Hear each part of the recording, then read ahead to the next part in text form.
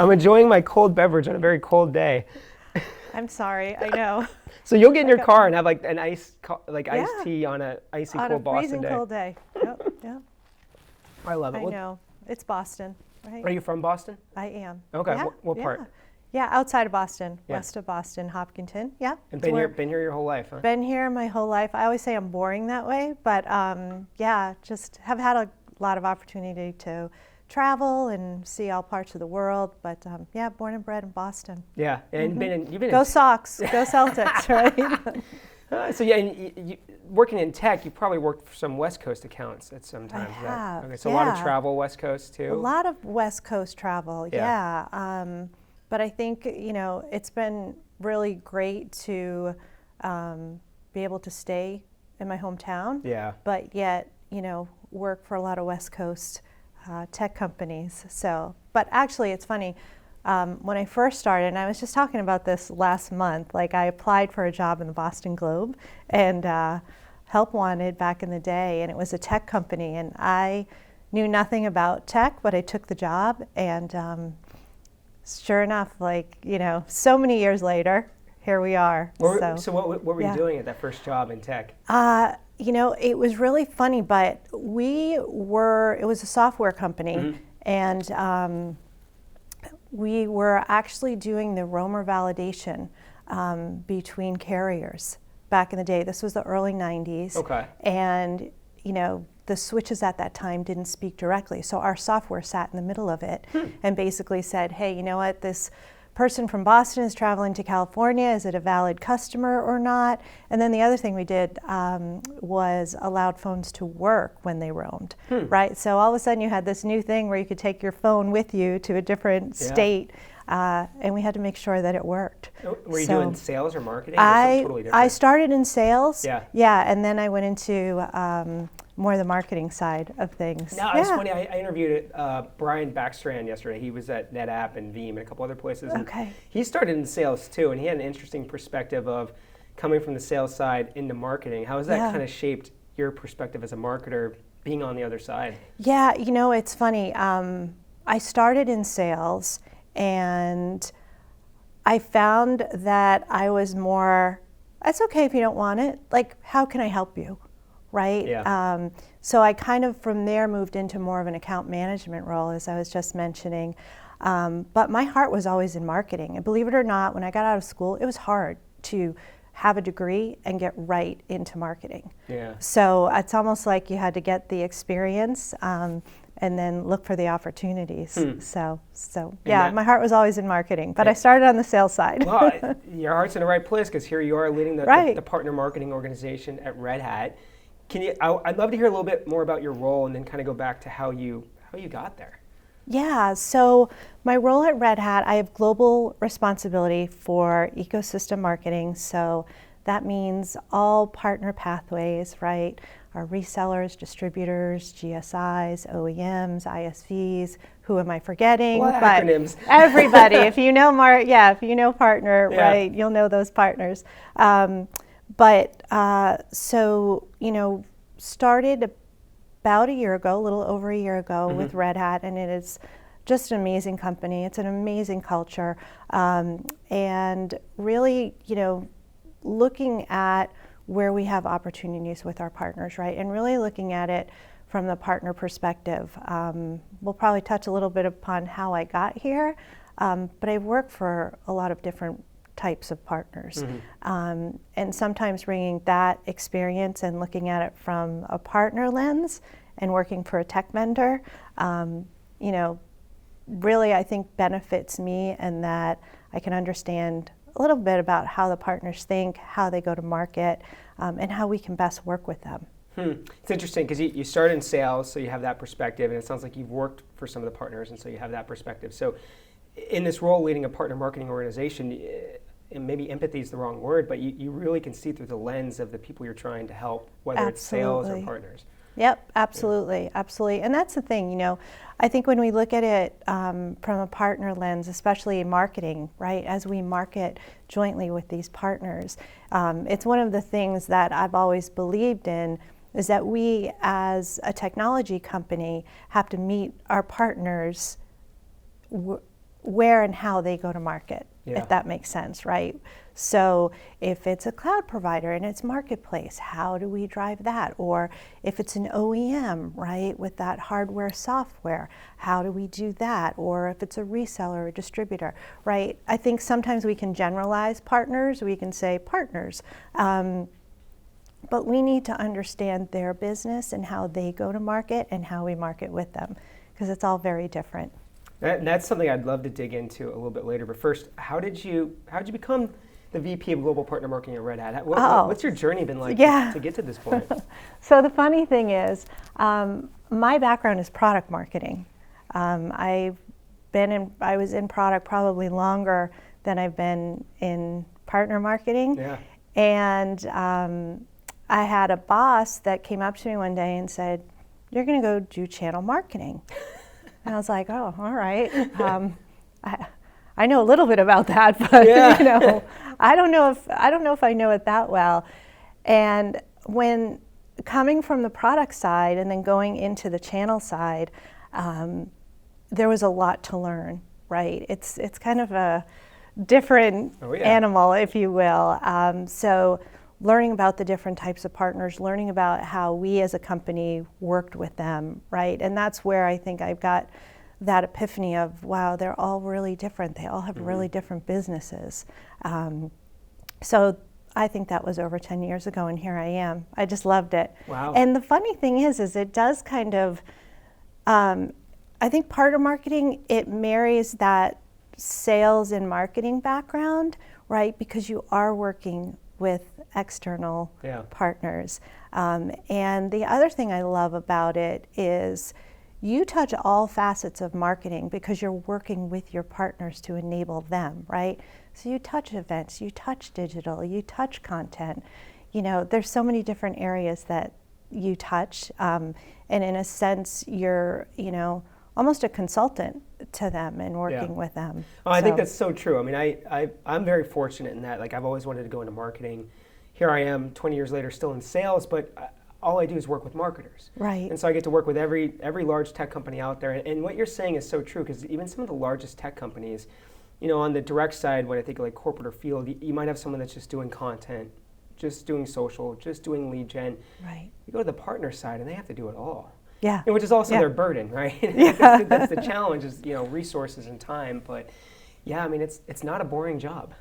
No, it's not a boring job. It's not without challenges. It's not without excitement. It's, there's never a dull moment. Yeah. It sounds a little cliche, but there's never a dull moment. No, it's true. It's true. So I don't know if you knew this was coming, but I do a little rapid fire. So okay. Listeners can get to know Kate a little bit better. So I have 4 quick questions. And I say quick, but it always takes me forever to get through it. But all right, so are you an early morning riser or a night owl? Oh, I am a night owl, 100%. All right, I love it. Could be my West Coast days. What's your favorite hobby outside of work?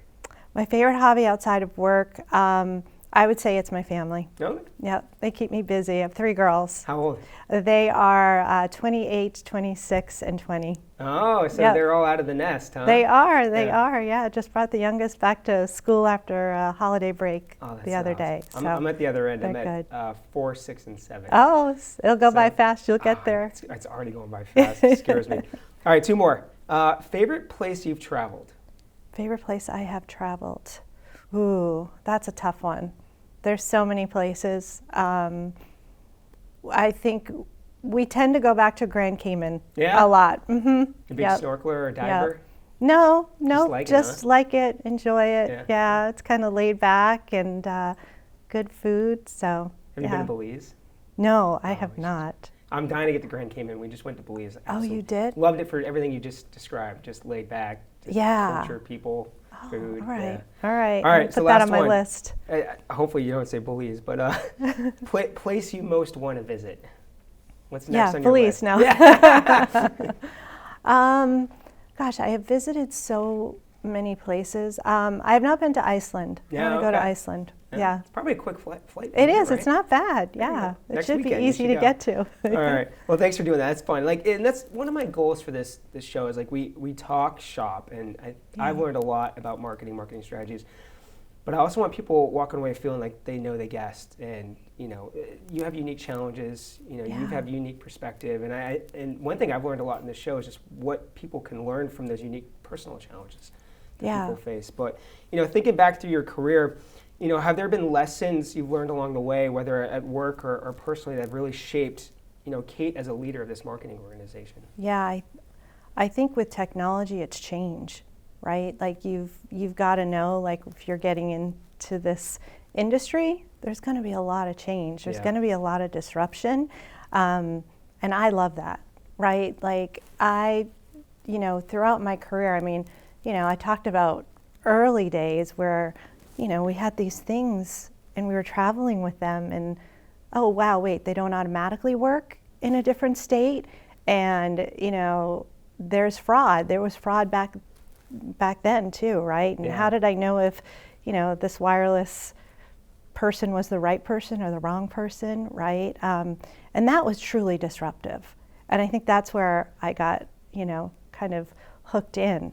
And just seeing what this new wireless technology was going to bring to the world, right? And, you kind of think about that, and then you go into this thing called cloud, right? And like Amazon has extra capacity, and what are they doing, right? And you think about where we are so many years later.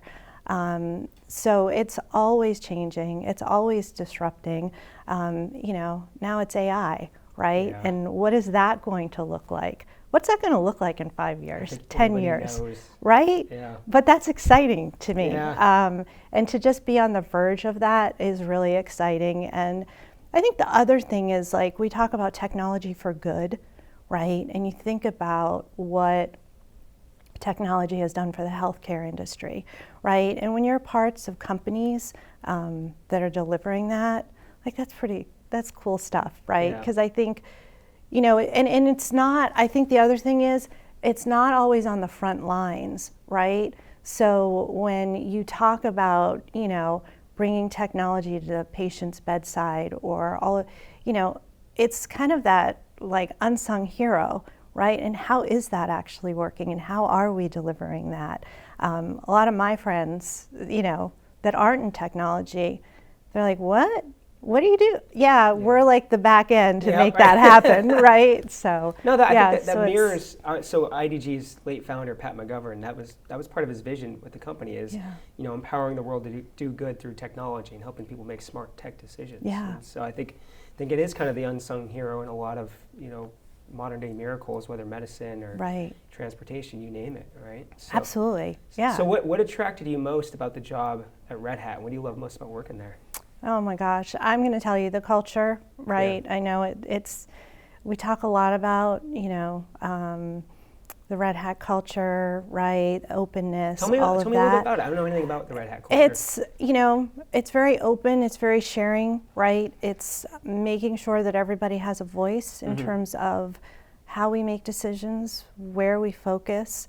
So it's just, it's a very, open and collaborative environment. And it's funny, I was last night, Davos is happening this week, and like the first line of the article was all about collaboration, right? And the focus, and I'm like, that is so great when you think about world leaders and that being a common theme of this year's conference. So. And the openness at Red Hat really, I'm just guessing, makes people feel empowered. Absolutely. Yeah. Everyone has a voice, right? Everyone is valued. Yeah, I think that's important. And I'm a big cultural believer. And there's that quote that culture eats strategy, right? And I'm a big believer in that. And if you feel like no matter how low on the traditional totem pole you are, if you're empowered, like you can actually create great change within an organization. Absolutely. And I think that's why we're in technology too, right? Because it's those ideas that come up, and you never know where they're going to take you. Yeah. So you operate in a very competitive landscape. thinking about the partner ecosystem, how is that helping Red Hat and its partners thrive, this partner organization that Red Hat's built? I mean, I think more and more tech companies are realizing, like, we can't do it alone. We need the expertise. We need to lean in with partners. I think even as you look at disruption in the market, right? You think about things like we were just saying about AI. You think about what's happening in virtualization, right? We need our partners, all types of partners, whether they're, a services partner, whether we're building joint technologies together, right?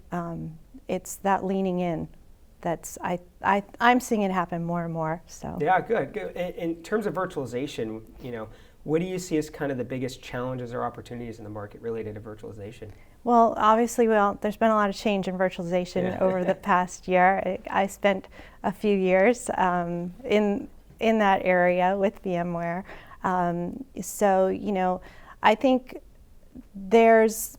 every customer is going to make their own decision, and every partner is going to make their own decision.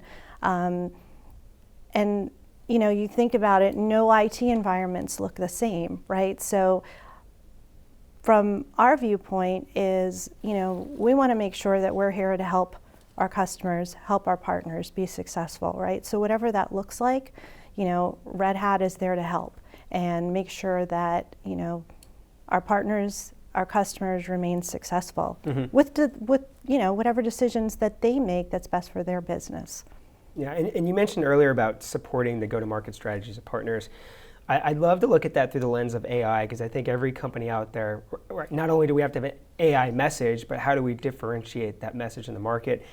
How are you working with your partners on go-to-market strategies as it relates to AI? What does that support look like? Yeah, absolutely. So we announced a few months back, actually probably more than a few months back, time flies, RHEL AI, which is our enterprise Linux AI offering.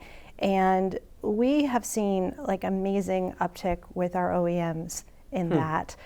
So again, I think it is that mapping of where the opportunities are, right? And being smart and understanding that our partners are all different, and where do we focus our joint solutions, right? So we're really excited about that. And I think the other thing is looking at the use cases within AI, right? AI is just so super broad. Yeah.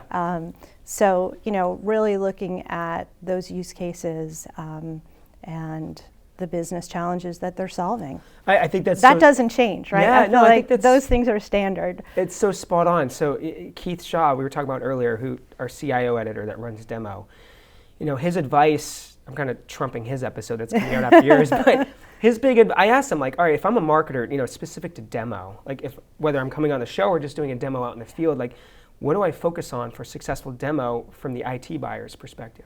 He said use case. Yeah. He's they want to know not only who's this for, but how do I use it? So if you're doing a demo, create a persona, create a challenge, and then apply that to the solution. And so I think use case is incredibly important, especially with something so ubiquitous as AI, and everyone's talking about it. Cut through the clutter with a use case. Yeah, absolutely. Yeah. But in some of the use cases you're seeing pop up, it's so cool. Yeah. Right? It's just, you talk about the things in healthcare, and just, it's going to put us ahead really fast. So it's a fast train, I think. The questions that people ask, I'm like, wow, there's people who are so much smarter than I am, because I would never think to ask these questions. Yeah. I'm like, I got a lot to learn, especially about AI. Absolutely. I know. And, I've spent some time with, our engineers, and I'm just like, wow, this is brilliant. Right? It's going to be an interesting couple of years to see what's possible. So I Yeah. want to give you the opportunity to talk about the partner program. Anything that you want to share, updates? I'd love to learn more about it. Oh my gosh. So like I said, I've been at Red Hat a little over a year, and there has just been, so much progress with our partners and our partner program. We, back in July, announced our new global partner program, which is really important in terms of making sure that globally we're aligned with our partners, we're rewarding them the right way, right? So for a specific set of partners, right, where there's partner program, is relevant, we've made sure that we're standardizing incentives, that we're giving them all the tools that they need to be successful, and that we're also aligning all of our marketing efforts to that too. So we've had really good feedback. We spend a lot of time with the partners too through our advisory councils, listening to what they need, what's worked for them, what hasn't worked, how do we develop it, right? And we'll continue to iterate on it, right, and make it better. We've got another announcement that is coming out soon, which will be kind of the second tier or second phase of the partner program. So our hope is, like, every 6 months we're able to refresh, add features.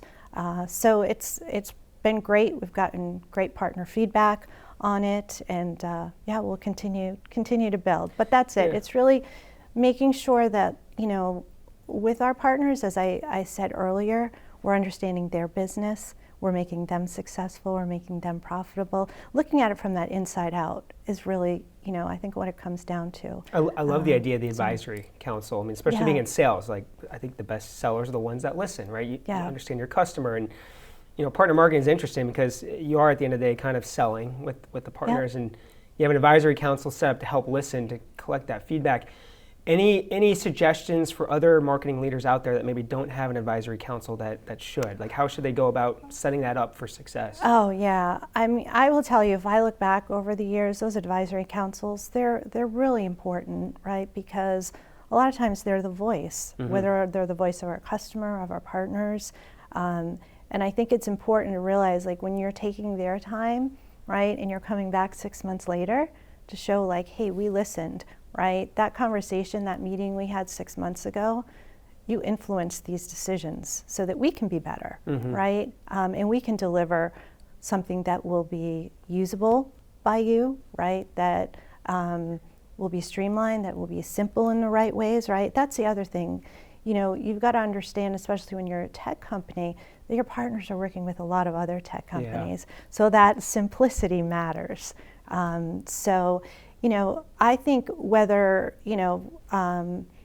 it's, a general advisory council, I also like marketing advisory councils because that's allowed me to build really great relationships with the marketing side, and making sure that within our partners, the sales and marketing sides are talking, right? Just like we talk to our sales teams too, and work jointly together. It's really important. So I encourage everyone, how do you go about it? I think it's working with the sales organizations to say, where are you guys focusing your time, and how can we extend and learn more from those partners? Yeah, I love it, because in my experience, I mean, obviously there's the feedback loop, right? And not only does it make you sharper and better, but it also makes the people you're bringing in to share the information, I believe it really makes them more engaged. Absolutely. And more wanting to work with you. And whether that's an internal sales team or an external partner, like, they feel like a valued participant in this process, and they want to work with you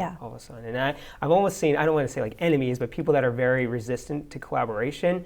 You bring them in that kind of advisory type, role as a participant to share, like, you can turn them around really quickly. Absolutely. You can break down the walls, right? And it is about the relationships too. And building those. So they're a great opportunity to do that too, right? Whether you're, sitting in the office all day or you're having dinner at night, right? It's spending that face-to-face time. Yeah. Now, as a marketing leader, in terms of demonstrating ROI internally in the organization, I know that's a challenge for a lot of folks out there, because even when the ROI is there, in terms of like effectively communicating or articulating what that ROI is, especially in a partner role, right? So, what challenges or successes have you experienced in terms of, demonstrating ROI maybe to your peers or bosses outside of the partner organization within Red Hat or other companies? Yeah. So I think, that it kind of starts at the ground level, that we are two different companies, right? So, in terms of like internally showing ROI, that can often be easier because you have all of that internal data, right? When you're working with partners, right, and you may be giving them development funds, and you want to make sure we're investing those in the right joint areas, and we're optimizing our performance and our return on that. You're dealing with separate companies, right? So kind of obtaining that direct ROI, whether it's pipeline data or whatever it may be that you're measuring, can get a little bit more challenging. But there's different ways we can do it. I think it also depends on the partner. A lot of times, like with our larger partners, we'll even, we'll do QBRs with them. Yeah. Just to sit down and say, hey, what worked, what didn't work? Because that's the thing, you want the data so that you can switch the conversations from what are we doing to what were the results of what we did and where do we tweak, right? What worked, what didn't work, and it's okay if things don't work, right? It's a learning experience, but to keep doing those things that aren't working without the data and the ROI behind it is where, if you're doing that for a lengthy period of time, you probably don't want to be doing that. Yeah. So, we, like I said, we work with our partners, and I think there's also some areas that we just use industry standard data, right? We know what percentage of a sales pipeline that marketing should be driving, and we know what a good ROI percentage is on, say, ACV or TCV or whatever you may be measuring. So sometimes it's a compilation of different data. And sometimes, we're able to get the data direct. But I would say for any partner marketing organization, right, if they call me if you've got this 100% figured out. I don't think anybody does. Right, and that's where, a lot of spending time with my peers in the industry is where we learn from one another too, right? Because you are outside your four walls. Yeah. And, you need to have those conversations of hey, have you guys solved for this, and how are you solving for it? Yeah. Because that's how we all get better. Well, and that's part of this show, so I appreciate you coming Yeah. on and sharing that. I'd love to get a little bit personal, if you don't mind. So you mentioned you have 3 daughters. I do. And your favorite hobby outside of work is family, but you've had a very successful career, and I'd love to just understand how you balance the two, and what advice for maybe other working moms you have out there. Yeah. There's times where it's really easy and there's times where it's really hard, right? I think, having a team, if you will, right, that can help. Like I said, I grew up in Boston. I had family that was nearby that made a difference, that made it easier, definitely. But, I think you've just got to kind of navigate it for yourself. You've got to know, especially I think when my kids were younger, how much can I take on before things kind of get harder, right? Because sometimes I remember, when they were younger, just feeling I don't know if I'm doing kid stuff and work well, right? And then you just don't feel good about yourself, and that's important. So I think, just understanding your limits and what you can do, and saying no is okay. Because you're going to be better for it, and you're just going to feel better about what you're doing in raising your kids and what you're doing in your professional life too. I like that. And obviously I'm not a working mom, but I think one valuable lesson I've learned over my short career and my personal life too is just the power of no. Yeah. And it's I remember there was a point in my career where it was funny, when I was in college, I was making more money than my first year out of college working at Tech Target. And because I was in New Orleans, I was working at a bar, I was doing construction, and I was making a lot of cash. And then I moved to San Francisco. My cost of living went up, and I'm not making a lot of money at Tech Target first year out of school. And all of a sudden, my debt started climbing, right? And I had learned this lesson of debt. And it took me a while to dig myself out of that hole. And but I really had to learn to say no to things. Yeah. And that allowed me to be start to be more successful financially. Yeah. And, just the power of no and learning limits and when to say yes. So I love that. Yeah, and I think it spans across everything, right? We're looking, what do we stop? What do we start? What do we continue, right? It goes back to even that conversation of what's working, what's not working, right? And the ability to say, if I'm focused and I'm focused on the right things, and sometimes we all have to back up and kind of do that check, right? Because you can get so into things with blinders on, step back, think about, am I focused on the right things that are going to move the needle, right? And some of that stuff may fall off that you think you should be doing. Yeah. So it's always something that I always try and do is just step back, right? Even if it's you know what, I'm going to go on a walk, or I'm going to get on that treadmill. That's where sometimes you can get the clarity versus, kind of being in front of your laptop all day long. And having peers outside, maybe your four walls, does that kind of help with that perspective too? And just bring yourself back to like what's really important? Absolutely. Yeah. Absolutely. Yeah, it's the conversations, it's the relationships that you're building, right? Even we were talking about those advisory councils. Sometimes it's that one-off conversation that, you didn't expect. Yeah. But you kind of have this aha moment, so. I love it. I love it. So my last question for you is the same question I ask everybody, is just what piece of advice do you want to leave for people on the road? Oh my gosh. That's the number one answer I get right away. Right. Is like, what is that one piece of advice? I think, for me, it is probably something that maybe because we just touched upon it, right? But it's stepping back to make sure that you got clarity, right? And spending the time knowing that you're focused on the right priorities, right? And if you've got questions, reach out, right? Talk to people. I know we're all kind of coming back from remote work, and it's crazy that COVID was like 5 years ago, right? But spend the time getting back to that and building the relationships.